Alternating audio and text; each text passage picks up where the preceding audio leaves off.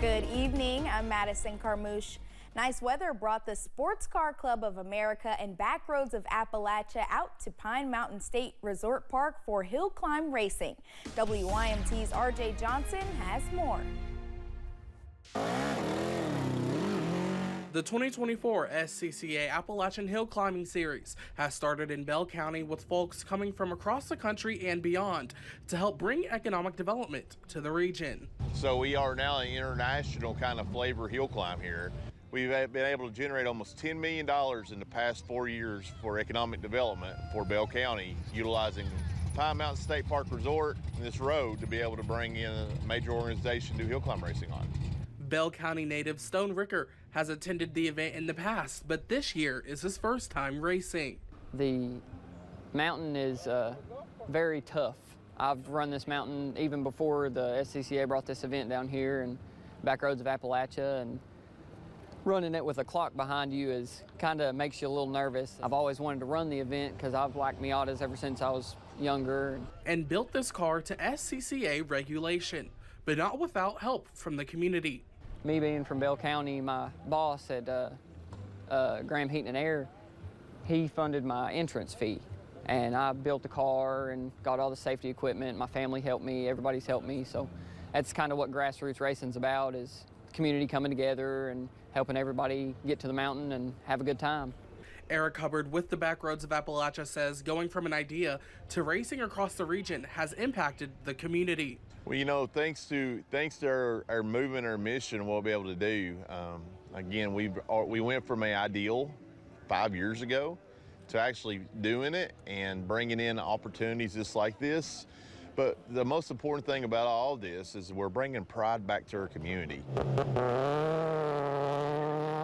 In Bell County, RJ Johnson, WYMT Mountain News.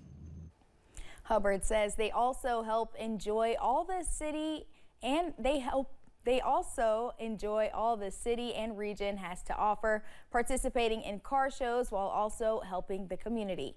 Before racing the mountain, folks with Backroads of Appalachia visited Pineville Independent School, bringing cars for students to check out and showing what was happening in their town. Ryan Cheek says they wanted to teach kids what they do and learn everything about racing, from the science and the safety that goes into it. So we could get the kids interested and understand what all the commotion is happening in their town.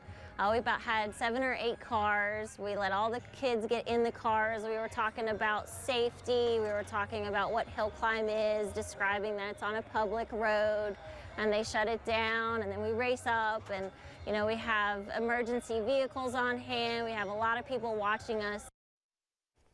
Cheek says visiting schools also allows them to inspire the next generation of car enthusiasts.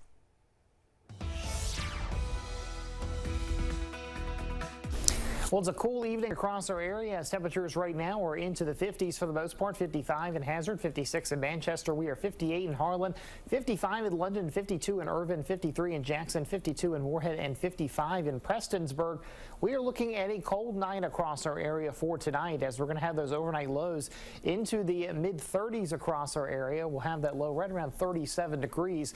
We'll likely see some patchy frost, as well as we'll have wind out of the north-northwest 5 to 10 miles per hour. So partly cloudy and cold for the night tonight. We'll look at tomorrow's breakdown, and we're going to be into the low to mid 60s, still below average for our temperatures, but we're going to start out on a cold note in the 30s. We do eventually climb up, though, into those low to mid 60s into the afternoon, and we are going to have a lot of sunshine across our area.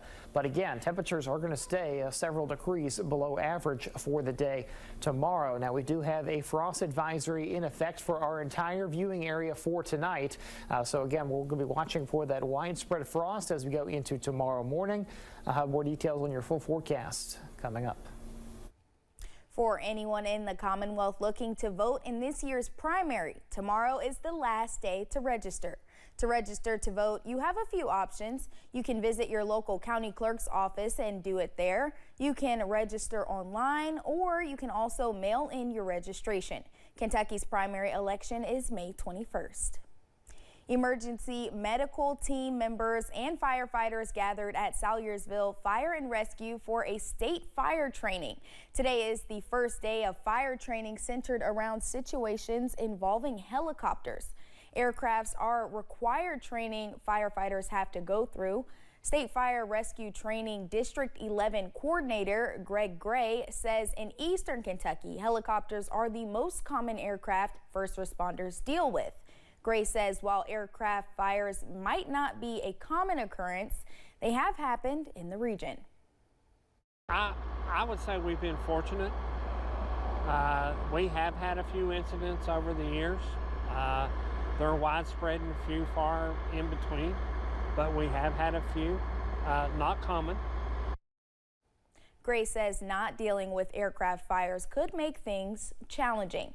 We will have more on the training tonight at 11. People flocked to Lexington's Distillery District today, but not for the drinks. They worked to clean up the neighborhood. For 11 years, Bluegrass Green Source has hosted their Main Street Clean Sweep. They host cleanup events throughout central Kentucky before and during Earth Week. Weedman Lawn Care says about 30 of their team members came out to help clean up. For us, just being able to give back to the community, that has supported us and kind of partnered with us. So it feels good just to get all of our guys and gals out here and help, help support the community any way we can. Officials with Keep Lexington Beautiful say there is usually a lot of litter here, especially in the creek. Hundreds of thousands of people went to see Thunder over Louisville. In a crowd that big means a lot of trash. This morning, the Great Lawn and other parts of the waterfront were littered with all kinds of garbage from the festivities. So the Kentucky Derby Festival teamed up with cleaning agencies to make sure everything got picked up. And there was plenty of trash to get to. This is what it looked like around 8 a.m. today, and that was after the crews had begun working through the night. One person said it was disheartening to see everything so dirty. Just the amount of debris and trash that people have left behind. You put on such an awesome event for a city, you feel like there would be a better means of showing appreciation for that, with cleaning up behind yourself as one. Thanks to those crews' hard work, the waterfront should be back to normal right about now. Rock the Country has been winding down as campers and vendors have been clearing out. Ariana Mintz spoke with Boyd County Tourism about how great this was for the area.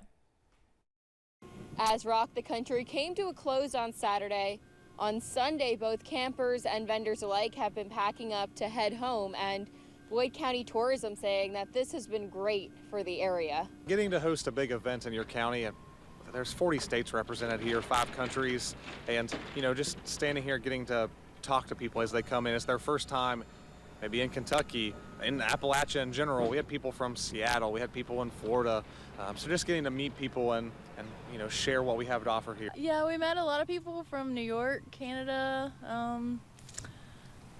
West Virginia, Kentucky. Selena Van Hoos is from Beckley, West Virginia, and started camping with her family and friends Friday afternoon and started packing up on Sunday. It was awesome.